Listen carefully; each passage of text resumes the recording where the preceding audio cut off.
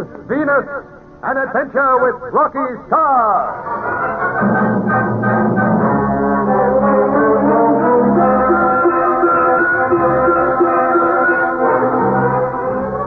Two of the world's eminent scientists, Professor Jan Kabar and Anne Vernon, go to New Mexico to watch a rocket test.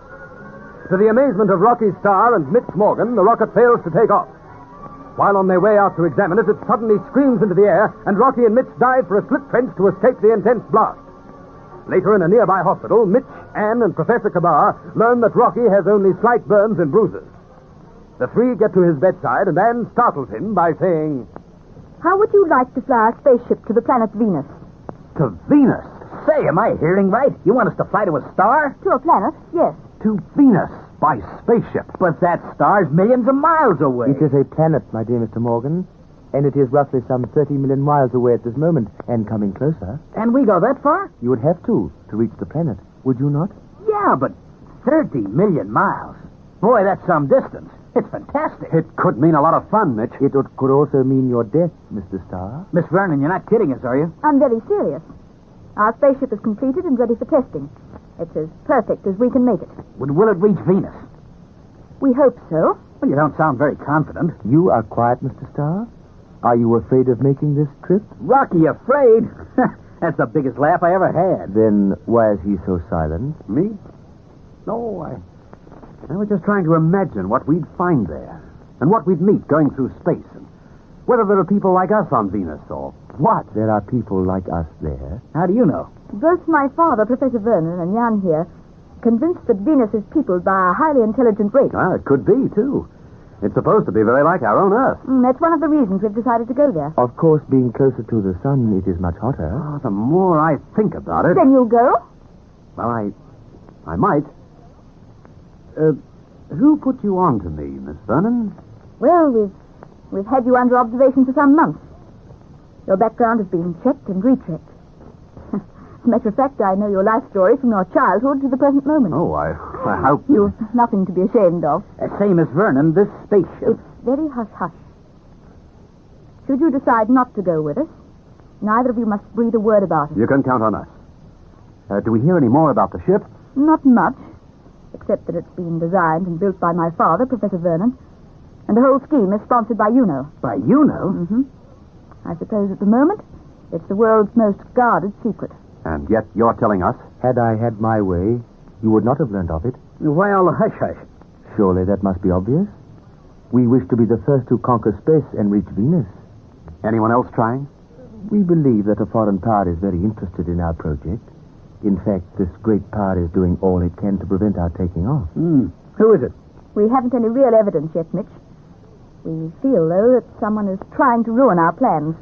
Getting back to the spaceship. Yes? It'll be atomically powered. We'll leave the explanation to my father, shall we? Well, what do you say? Will you come to Venus with us? Well, it certainly sounds exciting. Exciting's not the word. It's terrific. Then you'll go, Rocky? Yes.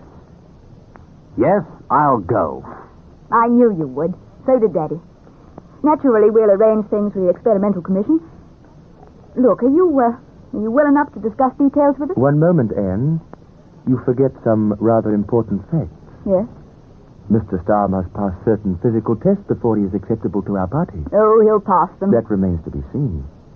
Mr. Starr, anyone who goes on this expedition to Venus must be, one might say, a perfect physical specimen.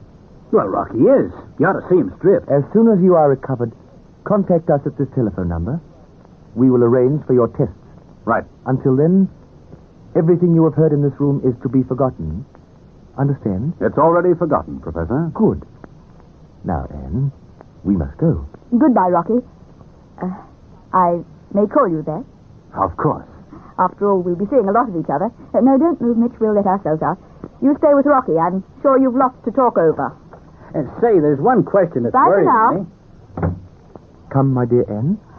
Man, isn't it wonderful? What? Rocky Star agreeing to lead our expedition. Oh, that. Aren't you pleased? Yes. Think of it, Jan. In a few weeks, all our dreams will come true. After years of work and frustration, we'll be on our way to Venus. We'll be the first to conquer space. Oh, it seems too good to be true. Oh, Daddy'd be happy. He said all along that Rocky Star was our man. Wait till I phone him. I wonder could I ring from the hospital? Most probably. However, I am afraid I shall not be able to wait until your call comes through, Anne. Why not? I have an important engagement. Oh, yeah, and you promised we'd celebrate it. Did I? I'm sorry, I must have forgotten my appointment. It is one I cannot break. Jan, what is it? You seem unhappy. Oh, don't be upset because Rocky's been chosen instead of you to lead our expedition.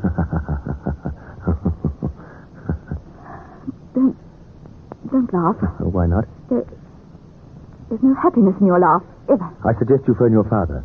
I will contact you tomorrow.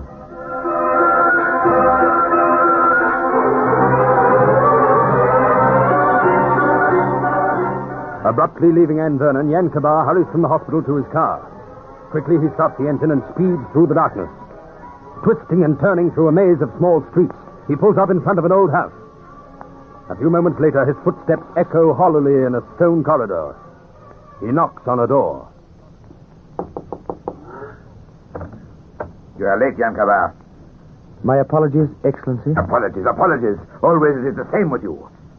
I am a special representative of the world's greatest power. I make a journey to this filthy hole and you keep me waiting. Well, what have you to report? The rocket crashed as I promised it would. Good. It times you do well, Kabar. My government was quite pleased with your notes and drawings of the spaceship.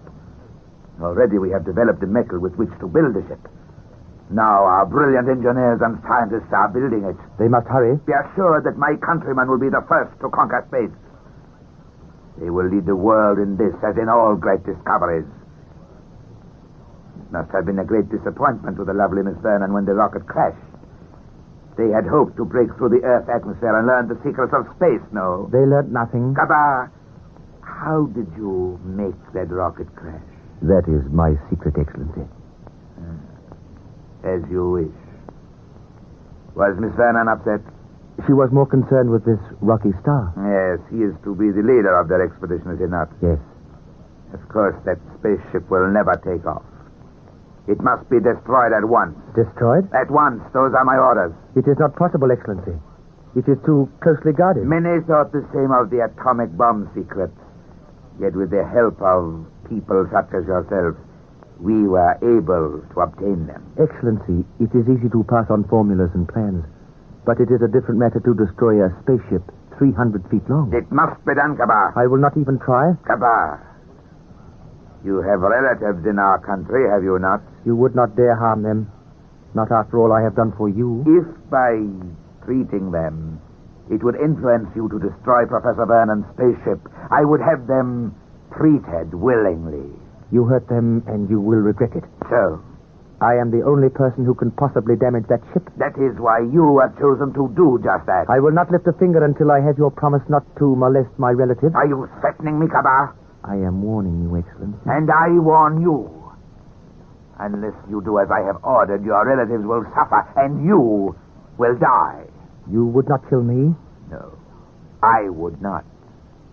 I would merely pass on a hint of your activities to the American authorities. No, you must not. I trust that I will not have to do that. Every nation hates people such as you. Excellency, I will do it. I will find a way of stopping that ship. Do that, and my country will certainly be the first to conquer space.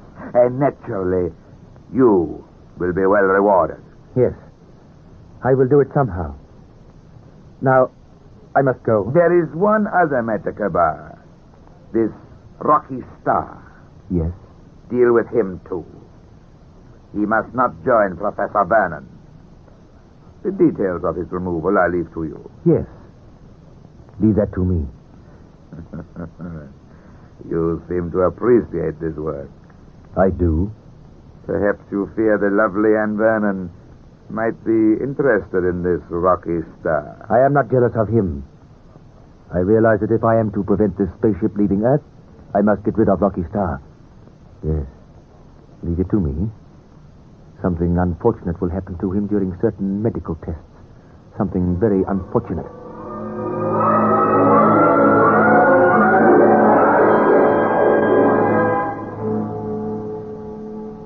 There you are, Mr. Starr. Are you comfortable? Well, just so.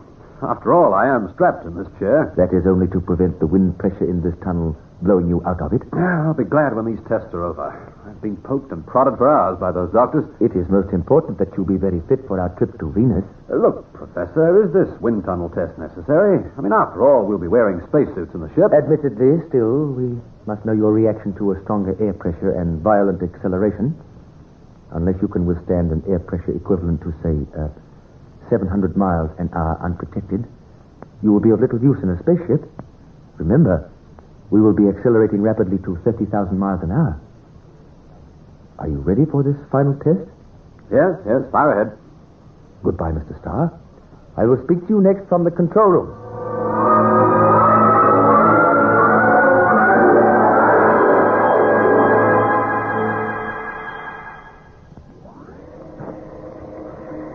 Anne, would you and Mr. Morgan stand further back? Yes, Jan. The doctors wish to be close to the glass panel. Okay.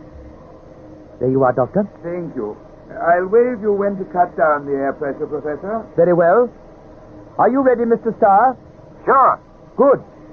I am turning on the air now. We should soon know whether he is fit to lead our expedition, Anne. Yes. I am increasing pressure quickly, Doctor. Very well. Professor, stop it. I beg your pardon? Switch that machine off. Do as I say. Your friend is in no danger, Mr. Morgan. The doctors are watching him closely. Thought he won't be hurt, Smith. No, I suppose not. Why did you call out that way? Don't ask me. It was just that all of a sudden I had a horrible feeling that something awful was going to happen to Russ. Nothing could. Jan, please, don't laugh. I cannot help it, my dear. Look at his face. The wind is distorting it all out of shape. It's horrible. He might be good-looking normally, but he's grotesque now. What is the pressure reading now, Professor? Equivalent to 700 miles per hour, rising higher. Good. Well, I think that is sufficient. My colleague and myself will examine him at once. Switch off the pressure, please. Certainly, Doctor. Well, thank goodness that's over. Say, didn't you hear the doctor, Professor? Turn that machine off. I am trying to. Oh, hurry it up. You'll kill Rossi. Switch it off. I cannot. Jan. The wheel is jammed. I cannot turn it off. Horrified, everyone in the room watches Jan Kabar struggle with the controls of the giant machine. Inside the wind tunnel, Rocky's head is forced back and back as the pressure mounts higher and higher. Will Jan Kabar's diabolical plan succeed? There are thrills ahead before you fly into the vast unknown that lies beyond this world with Rocky Star in Destination Venus.